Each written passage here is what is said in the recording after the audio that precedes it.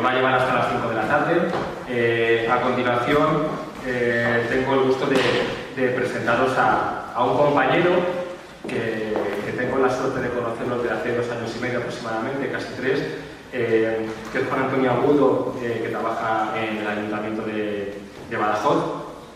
54 años, es técnico informático del Ayuntamiento de Badajoz, como os decía, y se encarga de la administración de sistemas, las bases de datos y del registro corporativo del Ayuntamiento de Badajoz. Actualmente está promoviendo la implantación en los ayuntamientos de un modelo abierto de aplicación móvil llamado App Ciudad.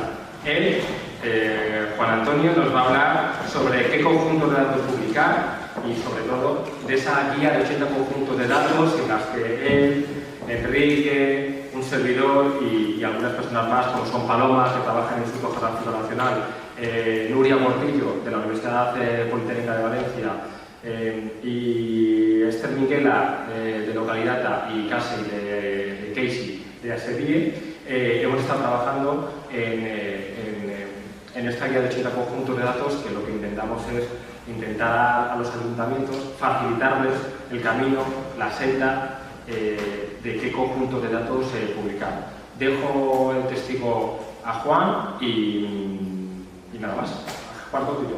Gracias. Muchas gracias, buenas tardes. ¿Qué tal la comida? ¿Bien? Madre mía, ahora el del Ayuntamiento de Badajoz aquí a soltarnos el rollo de los datos abiertos, ¿no? Pues no, os voy a hablar de inteligencia artificial y de blockchain. ¿Qué os parece? Yo sé que Roberto me va a matar porque en teoría me habían dicho que viniera a hablar de nuestro libro. Hemos estado trabajando durante 2 años en unas recomendaciones, no me las voy a saltar, pero voy a intentar ser breve contándoos cuál ha sido nuestro trabajo y las conclusiones, y acto seguido pues voy a ponerlo todo en tela de juicio para ver si lo que estamos haciendo y lo que estamos proponiendo tiene ya sentido con la que se nos está viniendo con la inteligencia artificial. ¿Vale? Entonces voy a empezar resumiendo mi presentación en 7 imágenes, os las voy a poner, le echáis un vistazo y luego os pregunto a ver cuántas os suenan. ¿Vale? Esta es la primera. La segunda, la enciclopedia de los humanos. Love no es amor. WTF. El país misterioso. Leyendo se aprende. Y estar donde se necesita. ¿A quién le suenan las 7 imágenes que he puesto? ¿A nadie? ¿La mitad más o menos? ¿Sí? ¿La del rey, por lo menos? Bueno, pues me alegro mucho porque yo lo que quería era hacer una charla amena y en la que aprendierais cosas, entonces cuanto menos sepáis de lo que voy a contar, pues mejor. Bueno, primero voy a empezar presentándoos al grupo de trabajo de datos abiertos de la FEM. Empezaré de izquierda a derecha. En el tema de cartografía o de información geográfica han estado colaborando Paloma y Esther, como ya ha dicho antes Roberto. En el enfoque de los Objetivos de Desarrollo Sostenible ha estado trabajando Nuria.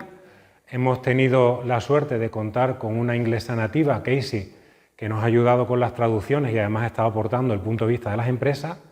Y luego, pues de los 3 ayuntamientos que hemos colaborado, Enrique, que ya lo conocéis de esta mañana, Roberto, que lo hemos estado viendo todo el día, y luego un servidor, que somos los que hemos dado un poco el punto de vista de los ayuntamientos en el tema de cómo publicar los datos abiertos.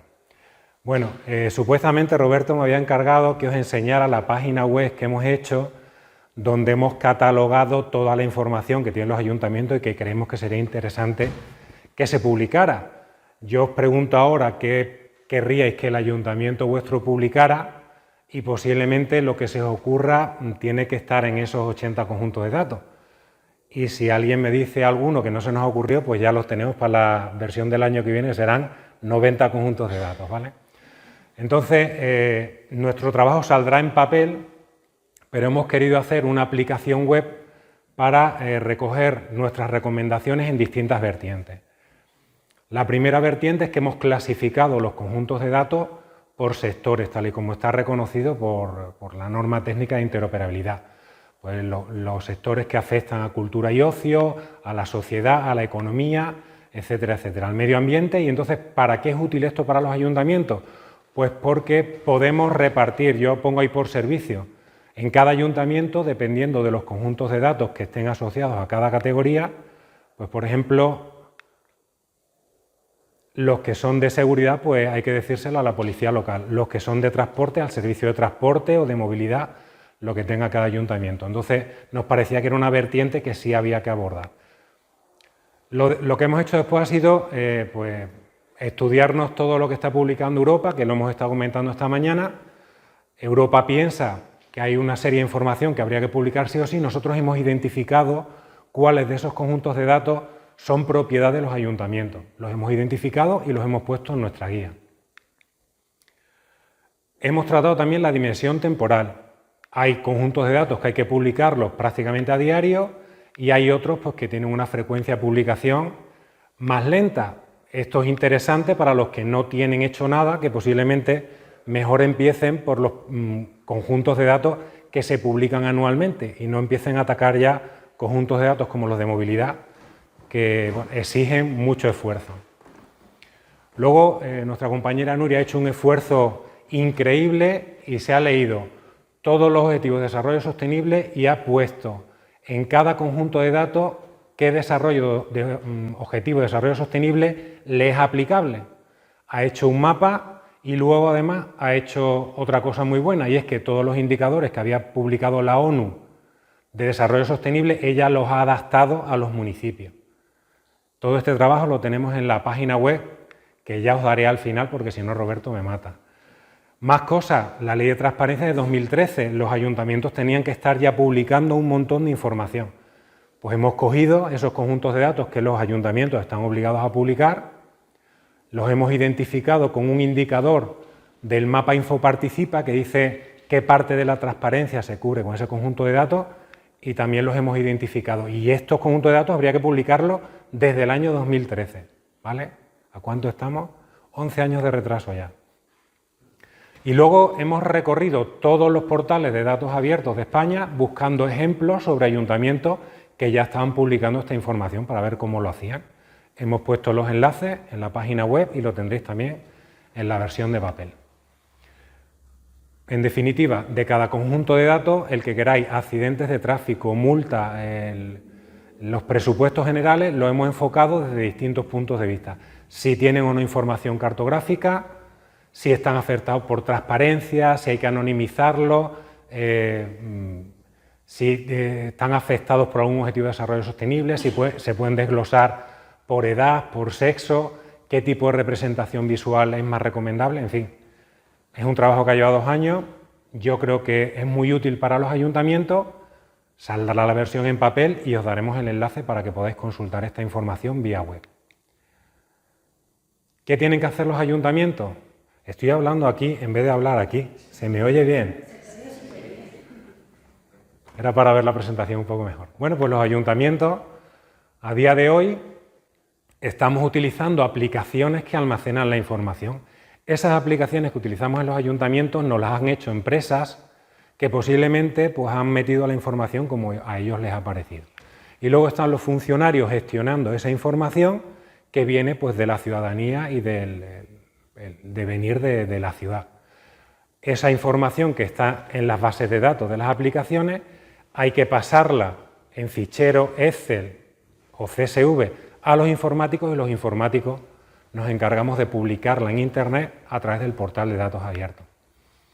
Bueno, la información, y esto ya lo hemos comentado esta mañana, hay que intentar no publicarla de cualquier manera.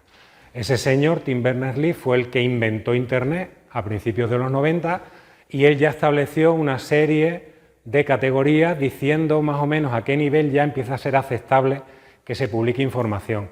Yo, en mi humildad, 30 años después, he reformulado lo que dijo Tim Berners-Lee. Para mí, lo que no se debe hacer es poner información en Internet o en los portales de datos abiertos de cualquier manera. Por ejemplo, las imágenes, los escaneos que hacemos de los documentos y que luego publicamos en Internet, que no se pueden ni buscar ni se pueden analizar de ninguna manera, tenemos que ir evitándolo. Los documentos digitales puestos en algún Word, alguna tabla que tiene un par de columnas con información, Si vamos a publicar las cosas, vamos a hacerlo en hojas de cálculo que tengan toda la información que tengan que tener y, si es posible, que todos los ayuntamientos publiquemos las mismas hojas de cálculo, de manera que con esos datos de calidad, una vez enlazados todos los ayuntamientos, pues haremos un sistema de información que podremos consultar con los algoritmos clásicos. Paso a la imagen número 2. Esto ya sabéis que es un artículo de la Wikipedia, pero no sé si sabéis que la Wikipedia en realidad tiene dos partes. Tiene una parte para seres humanos, que son los artículos de texto, que tú luego pasas el ratón por encima y te linka con otros artículos de texto, y que nos sirven para responder preguntas sobre el objeto en cuestión del artículo de la Wikipedia. En el caso del rey, el que no haya conocido al rey, este es el rey de España, ¿vale?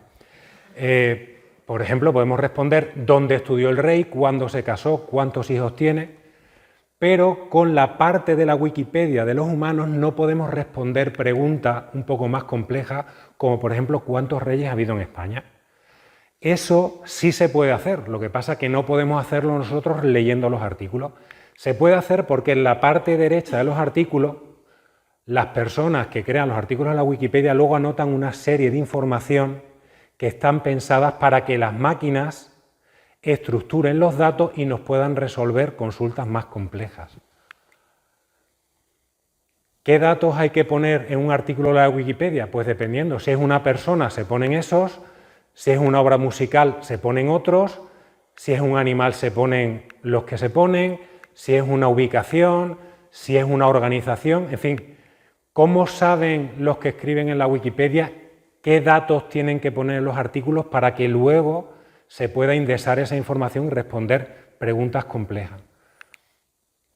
Bueno, pues esto es un gráfico de la cantidad de artículos que hay en la Wikipedia a día de hoy. El 33% son artículos de personas, el 20% de lugares, el 11% de obras. En fin, cada uno de los artículos de la Wikipedia está circunscrito a una categoría. En este caso, la categoría persona, pues en la categoría persona, si tú escribes un artículo de la Wikipedia, luego tienes que irte a un vocabulario, una recomendación de los datos que tienes que poner para rellenar la información valiosa para las máquinas que va en la parte derecha. Si es una obra musical, pues hay otro vocabulario, si son información geográfica, pues hay otro vocabulario, en fin, lo que hemos estado hablando esta mañana de meter información semántica en los contenidos que ponemos en Internet para que luego las máquinas, usando algoritmos de consulta, pues nos puedan responder consultas un poco más complejas. Esta información la ha sacado de un proyecto que se llama DBpedia, que es una empresa alemana que desde el año 2008 está volcándose toda la información de la Wikipedia a una base de datos para que tú puedas consultar en la base de datos, por ejemplo, cuántos reyes ha habido en España. Y eso es posible porque la información que hay en la Wikipedia está normalizada. Sigue unos estándares y la información que se guarda, no la de los humanos, la de las máquinas, es siempre la misma dependiendo del objeto del artículo. Y esa era la tercera imagen que os puse antes. Estos son los vocabularios que están estandarizados. Os he mencionado ya el FOAF, ¿no? FOAF.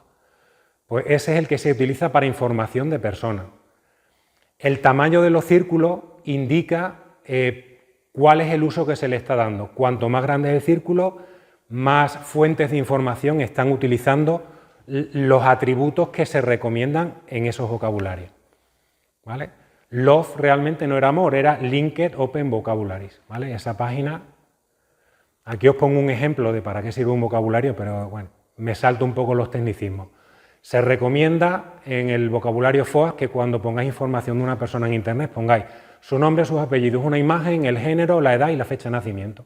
Y lo que queremos nosotros es que todos los ayuntamientos, cuando publiquen esa información, independientemente de la cabecera que pongamos en la columna de la hoja de cálculo, que represente la misma información. Y si todos publicamos la información con las mismas columnas, posiblemente conseguiremos hacer con algoritmos clásicos consultas que no sean valiosas. Otro ejemplo, aparte de la Wikipedia, Google, no sé si lo sabéis, tiene indexado todo Internet. Google en su momento le dijo a todas las empresas, los que queráis poner páginas web que salgan en el buscador de Google, tenéis que ponernos por detrás una serie de atributos. y cuando el indexador de Google entre en esa página no se tiene que leer toda la página, sencillamente lee la información relevante como la parte derecha de la Wikipedia y entonces el algoritmo de Google encuentra fácilmente la información que le estamos pidiendo. Con un algoritmo de búsqueda que tiene Google que es clásico, realmente lo único que hace es buscar en esa información, en esos metadatos y normalmente funciona bien. Por si alguien lo quiere saber, por curiosidad, el vocabulario que utilizó Google para recomendarle a la empresa que pusieran esos datos se llama esquema.org. Yo voy dejando aquí en las diapositivas los enlaces por si luego tenéis la presentación y queréis recurrir a ello. ¿Por qué funcionó esto? Bueno, porque había un interés doble. Google quería indexar todo Internet y todas las empresas de Internet querían salir en Google. ¿Por qué posiblemente lo que nosotros queremos hacer con los ayuntamientos no va a funcionar por lo menos de primera? Porque el interés no es por las dos partes. Nosotros estamos interesados en que los ayuntamientos publiquen y en los ayuntamientos vosotros sabéis que hay mucha gente que no está interesada en publicar, como ya hemos comentado esta mañana. Vale, hasta aquí, Roberto, he hablado lo que venía a contar de nuestro trabajo. Y a partir de aquí os vengo a decir que todo lo que nosotros hemos estado haciendo y todas las recomendaciones que os vamos a hacer igual ya no tienen sentido, porque estamos viviendo un cambio de paradigma. ¿Estamos tecnológicamente haciendo las cosas bien, estructurando los datos para querer que algoritmos como el de Google encuentren la información de esa manera? Pues yo pongo aquí el ejemplo de las centrales nucleares. Cuando yo aprendí lo de las centrales nucleares me imaginaba que decían que era la fuerza del átomo que explotaban el átomo y sacaban la electricidad. Luego ya si profundizas un poco más, una central nuclear lo que hace es calentar mucho un hierro, meterlo en agua y con el vapor le damos vuelta a una rueda. Eso es una central nuclear. Entonces, quizás lo que estamos nosotros haciendo, intentando estructurar la información para que la utilicen los algoritmos clásicos, pues es una cosa demasiado simple para lo que se nos viene. Por cierto, también dejo algunas anotaciones sobre las herramientas que he utilizado. Esa infografía es de una inteligencia artificial de una página web que se llama Napkin y las imágenes he intentado generarlas todas con un generador de imagen que se llama DALL-E, por tema de propiedad de derechos de imagen, porque esas son imágenes que te genera la inteligencia artificial.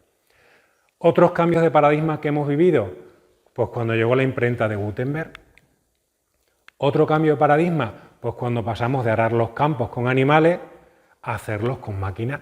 De hecho, ese cambio de paradigma también pasó en la circulación. Cuando nosotros nos movíamos antiguamente por una carretera, un camino, lo hacíamos con animales y ahora en vez de hacerlo con animales lo hacemos con un motor. Pero seguimos utilizando un principio muy básico, que es muy antiguo, que es la rueda y el rozamiento contra la carretera.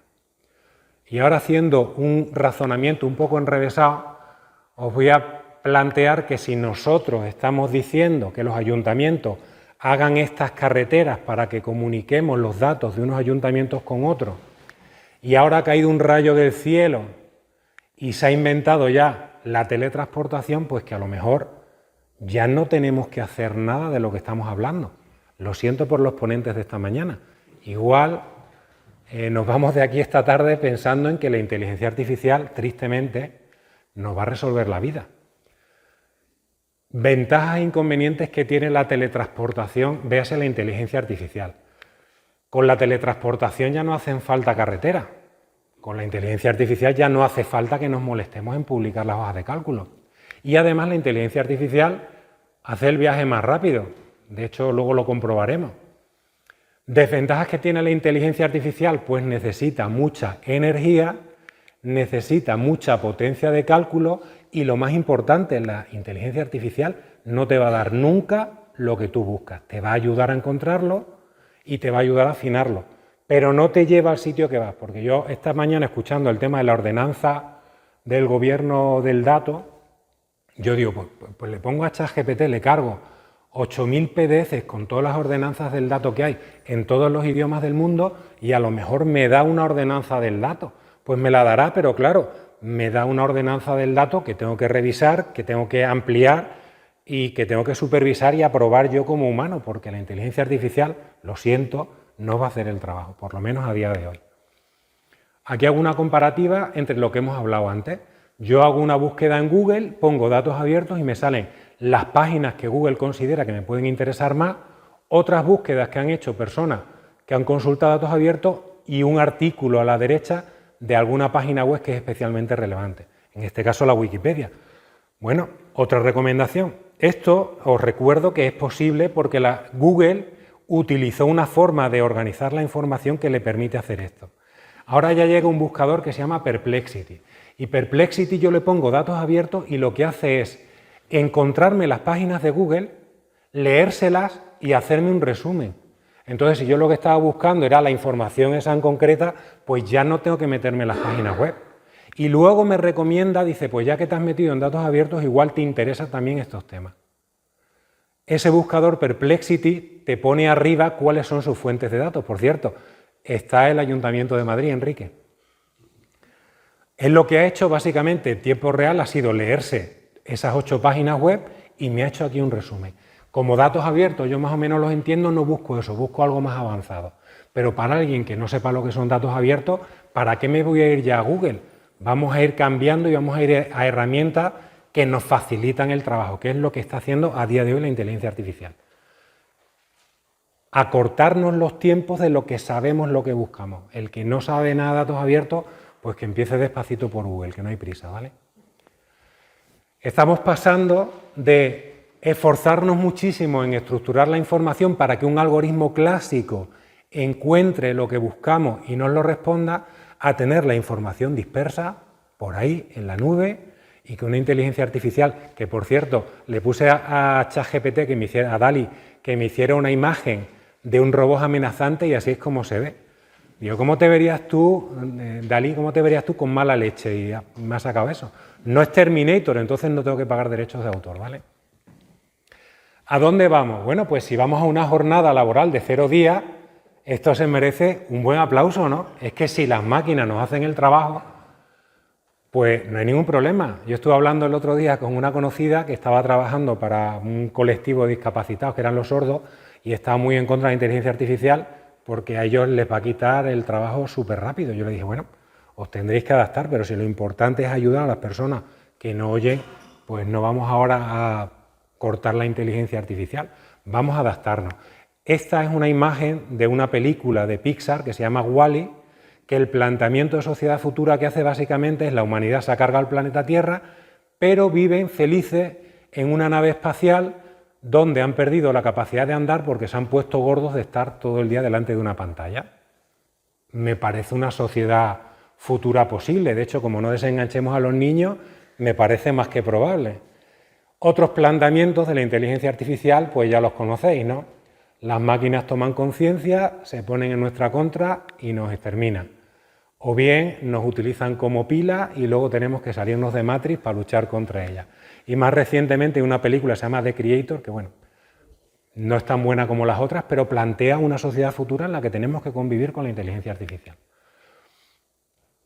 Y ahora, después de decir que la inteligencia artificial nos va a ahorrar el trabajo y que ya no tenemos nada que hacer y tenemos todo nuestro tiempo de ocio, voy a intentar poner un poco de palos en las ruedas de la inteligencia artificial. Porque claro, ¿por qué no estamos colonizando Marte ya? Pues no estamos colonizando Marte a día de hoy porque se necesita mucha energía, se necesita mucha potencia de cálculo, es decir, se necesita mucha pasta. Y hemos decidido, en vez de gastárnosla en colonizar Marte, pues a lo mejor en tener servicios aquí en el planeta Tierra, que parecía un poco más urgente. Bueno, pues este gráfico que os puse, me parece que es la cuarta diapositiva del principio, las siglas WTF os suenan, son de la jerga juvenil, ¿no? What the fuck, que viene a significar, ¿y esto de qué va, no? Bueno, pues este gráfico es el gráfico de cotización, de valoración de la empresa Nvidia. Ahora que está descollando el mundo de la inteligencia artificial y se han tirado de cabeza Amazon, Google, Microsoft, bueno, pues Nvidia es la empresa que les vende la GPU para que ellos puedan organizar la inteligencia artificial. Y entonces voy a aprovechar el gráfico de evolución de Nvidia desde el año 2018 para poneros en contexto, ¿vale? En el principio de 2020 tuvimos una crisis mundial que fue el COVID-19, que fue una crisis económica también. Mirad el bajonazo que dieron las acciones de esta empresa. Pero es para que tengáis una comparativa con lo que ha subido después. Es para que nos planteemos si no nos hemos vuelto un poco locos. Después del COVID, las mentes pensantes dijeron, vamos a imprimir billetes para que nadie esté triste. ¿Y qué consiguieron? Pues inflación, ¿vale?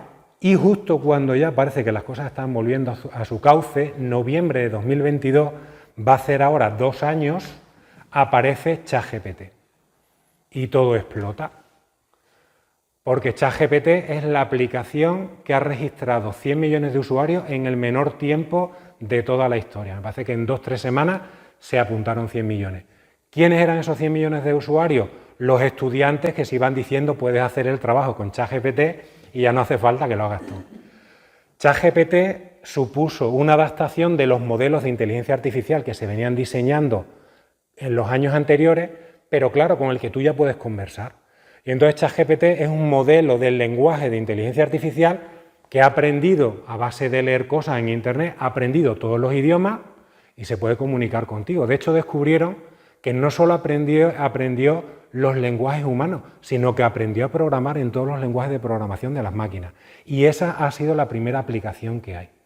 Os lo digo porque ahora mismo una empresa que os desarrolla una aplicación os puede decir, te tengo una app preparada en 3 semanas. Prepárame la licitación o el contrato y te la hago en 3 semanas. Porque ahora ya los asistentes para hacer desarrollos pues están a la orden del día y es cierto que se van a hacer las aplicaciones como churros. Aprovecho esto para recordaros que Roberto en mi presentación dijo que yo estoy promoviendo una aplicación para los ayuntamientos que se llama App Ciudad de código abierto. Esto es publicidad encubierta. Estamos trabajando en otro grupo de la CEM, de la red de ciudades inteligentes. Hemos cogido la que tenían hecha en A Coruña y lo único que hemos hecho ha sido quitar todos los servicios que A Coruña ya ha integrado en la aplicación y nos han hecho un esqueleto de aplicación. Y a partir de ahí vamos a ir integrando los autobuses, los avisos en la vía, la gestión de espacios. De momento en el grupo el único que se ha apuntado ha sido Alcorcón, pero yo lo digo aquí y si alguien más se quiere apuntar, se llama App Ciudad, es de código abierto y hay un grupo de la FEM donde estamos intentando darle un empujón. ¿Por qué? Porque si nos apuntamos 8 o 10 ayuntamientos y cada uno hace una licitación por un módulo, pues solo tenemos que pagar un módulo y tenemos una aplicación que nos integra 10 funcionalidades. Continúo por donde iba. Acaba el boom de ChatGPT y se van a por lo siguiente. ¿Qué es lo más agradecido? Pues generadores de imágenes. Y salen pues DALL-E, Midjourney, Stable Diffusion y se empiezan a ver pues cosas increíbles, que es una inteligencia artificial pintándote cosas. Ya os digo que cuando interactuéis con ellas daréis cuenta de que ni remotamente va a hacer el trabajo, porque yo he habido muchas imágenes de la presentación que al final las he tenido que coger de internet porque hablando con la inteligencia artificial es que no pintaba lo que yo quería que pintara. Entonces se fueron a por los modelos de generación de imágenes. Llega a principios de 2024 y Meta, que estaba en Facebook, que estaba un poco desacoplada del tema de inteligencia artificial, se le ocurre hacer un modelo del lenguaje de inteligencia artificial gratuito, open source, que se llama Llama, ¿vale? Y ahí la inteligencia artificial pues ya nos la sirven en casa o en los ayuntamientos, ya podemos tener nuestros propios modelos de inteligencia artificial. Ahora están yendo a por el tema de la generación de vídeo. Menciono ahí que una de las empresas punteras en todo este recorrido es OpenAI y han entrado pues Google con Gemini, ¿no? Y ha entrado también Elon Musk y que ha creado pues un modelo que se llama Grok. Todo esto, como ya os digo, viene de años anteriores. De hecho, esto empezó a principios de los 2010, pero ya para el que juega ajedrez, en 2017, a finales de 2017, Google, a través de una empresa que se llama DeepMind, hizo una inteligencia artificial que ganó al campeón del mundo de ajedrez y a la máquina que juega mejor al ajedrez de todo el mundo, entrenando solo 4 horas. Claro, esto es publicidad de Google. Claro, entrenando 4 horas porque le das 800.000 CPUs para que estén haciendo el cálculo. Es un poquito de trampa, era una técnica comercial. ¿Qué es lo que pasó? Pues que esa inteligencia artificial, AlphaZero, jugó 800.000 millones de partidas y cuando acabó de jugar 800.000 millones de partidas, pues no había quien le tosiera. ¿Vale? Quedaros con esas dos empresas, OpenAI y DeepMind, que son las que están llevando un poco la voz cantante. No sé cómo voy de tiempo, Roberto. Bueno, empresa Nvidia. La empresa Nvidia, que es la que os he dicho antes, que está dando este subidón económico, se dedicaba exclusivamente a vender tarjetas de vídeo para los jueguitos, para que la gente jugara a los jueguitos de 3D en los ordenadores. Fijaros en el último año que el modelo de negocio de las tarjetitas gráficas le sigue funcionando, pero ha pasado directamente ya a producir chips para los data centers, para entrenar modelos de inteligencia artificial. Y aquí ponía una comparativa. La tarjeta gráfica para jueguitos que más vende cuesta 2.000 euros, que no sé ahora mismo si alguno de vosotros os habéis gastado 2.000 euros en una tarjeta gráfica, pero es la más vendida, y los chips que se están montando en los data centers cuestan 70.000 euros. Si alguien se quiere montar un modelo o desplegar, por ejemplo, el Llama 3 en su casa, necesita gastarse unos 6 o 7.000 euros en una tarjeta de Nvidia un poquito más potente. ¿Y qué hay del blockchain? Que os dije que os iba a hablar del blockchain. Bueno, pues esta gráfica que también os puse, El País Misterioso, es una gráfica sobre lo que en 2022 gastaban en una hora en electricidad esos países. El País Misterioso es la infraestructura, el blockchain que sostiene Bitcoin. Es decir, Bitcoin en 2022 gastaba ya en una hora más electricidad que todo Bélgica.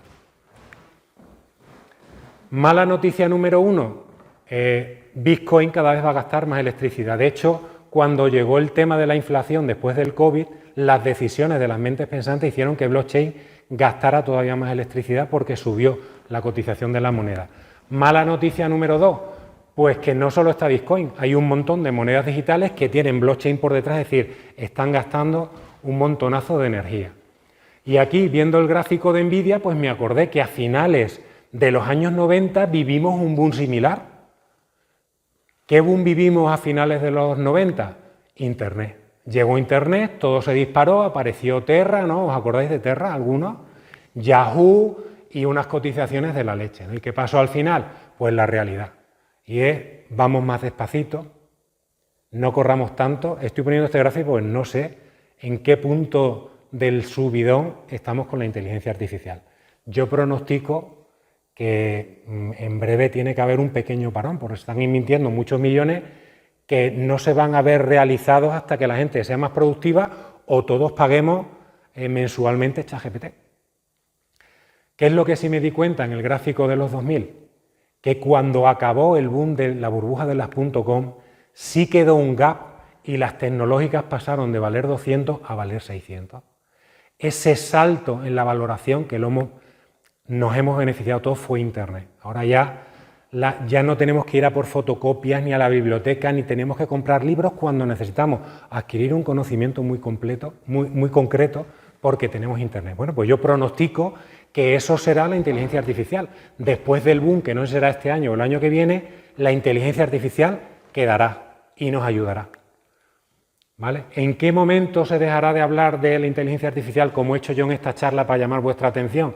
Pues, ¿alguien se acuerda de cuándo se dejaron de anunciar los coches con aire acondicionado? Pues los coches desde el año 70 se anuncian con aire acondicionado y dejas a la chica lo contenta que estaba, ¿no? Con sus 850, y luego encontraron anuncios de los años 90. Llegó un momento en que ya no hacía falta decir que los coches tenían aire acondicionado. Pues no hará falta decir que todas las cosas que estemos usando tienen inteligencia artificial por detrás. ¿Vale? ¿Me das un par de minutos más, Robert? El gráfico de antes. Bueno, pues antes las empresas nos hacían las aplicaciones a su modo y riesgo y nosotros pasábamos esa información a los funcionarios, a los informáticos, y los informáticos las publicaban. Ahora ya llega una inteligencia artificial que me hace la aplicación en base a una semántica y unas normas ya hechas que son buenas, con lo cual yo pongo ahora unos sensores y la gente en la ciudad, usando el dispositivo móvil que usemos dentro de 5 años, que a lo mejor es un móvil o a lo mejor es otra cosa, volcaremos la información en la base de datos y los funcionarios por fin nos podremos prejubilar. Alguien dirá, no, se tiene que quedar uno para exportar la información y pasársela al informático. No os preocupéis, habrá una inteligencia artificial que directamente desde los sistemas del ayuntamiento lo pondrá todo al servicio de la gente. ¿Y qué haremos los informáticos?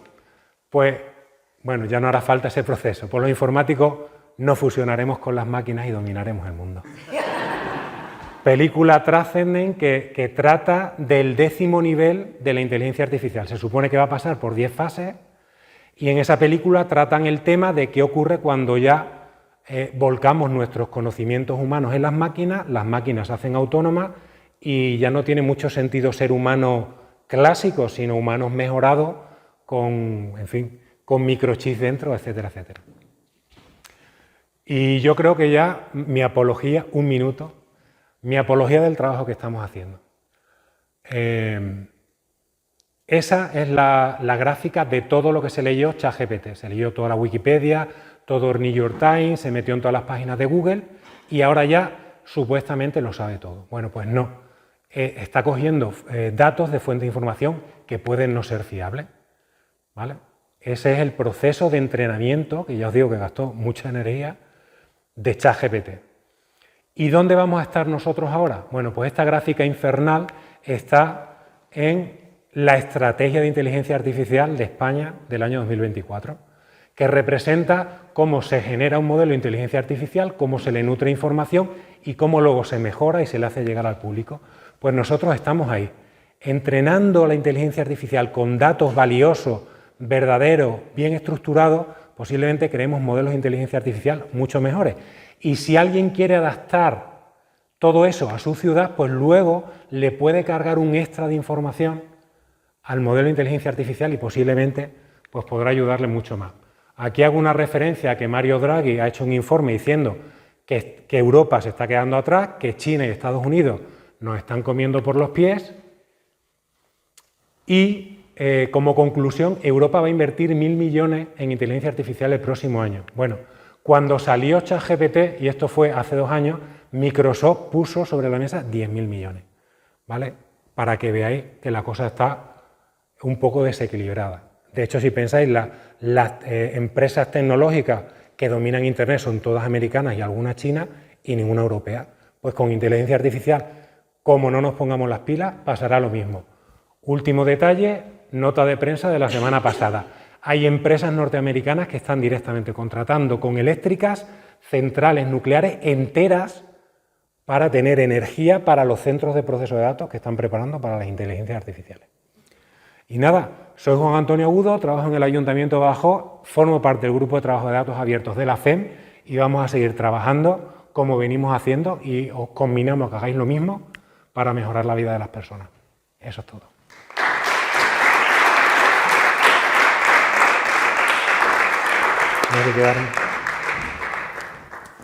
Muchas gracias, Juan. ¿Alguna pregunta a los compañeros? ¿No? ¿Seguro? Lo que tenéis aquí. No, mejor. La cosa ahí tiene un recorrido. A ver, Enrique. Enrique. Juan, en este grupo de que estás, ¿se puede apuntar a los ayuntamientos más? ¿En el de las aplicaciones o en el de datos abiertos? En los dos sí, quien queráis, claro. Estamos esperando adhesiones. En el de las aplicaciones estamos 15 ayuntamientos. Me parece que Zaragoza está Alcorcón, en fin, estamos pocos para los que queríamos. Pero bueno, estamos empezando el camino. ¿Alguna pregunta más?